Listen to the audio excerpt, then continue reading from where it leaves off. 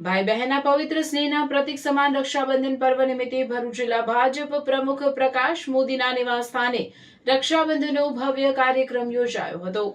આ પ્રસંગે જિલ્લા ભાજપ સંગઠનની બહેનો, મહિલા પદાધિકારીઓ, હોદ્દેદારો અને મોટી સંખ્યામાં કાર્યકર બહેનો ઉત્સાહભેર ઉમટી પડતા અનુપમ ક્ષણનું સર્જન થયું હતું। જિલ્લા ભાજપ સંગઠન ચૂંટાયેલી પાંખની 80થી વધુ બહેનોએ જિલ્લા પ્રમુખ પ્રકાશ મોદીને શાસ્ત્રોક્ત વિધિ મુજબ કુમકુમ તિલક કરી આરતી ઉતારી મોઢું મીઠું કરાવીને રક્ષા કવચ સમાન પવિત્ર રાખડી બાંધી હતી। આ તકે બહેનોએ જિલ્લાના ભાજપ પરિવારના સંગઠનાત્મક વિકાસ અને પ્રમુખના દીર્ઘાયુ તથા સ્વસ્થ જીવન માટે શુભેચ્છાઓ પાઠવી હતી। આ પ્રસંગે ભાજપની મહિલા આગેવાનો અને બહેનોએ એકતા અને પરિવાર ભાવ દર્શાવતા જિલ્લા પ્રમુખના ધર્મપત્ની બીનાબેનને પણ સ્નેહસભર રાખડી બાંધી હતી।